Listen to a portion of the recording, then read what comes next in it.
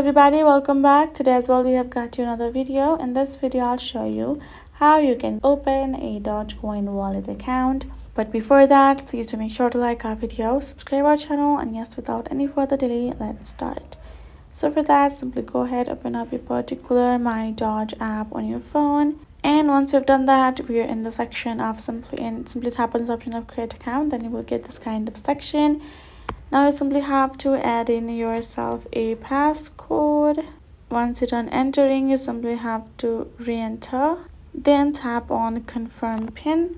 And if you would like to back up, simply do so. Otherwise, write on paper. This is for your backup purpose, whatever you want. Once you're done, simply write down this phrases, and I have written it down. Write it down.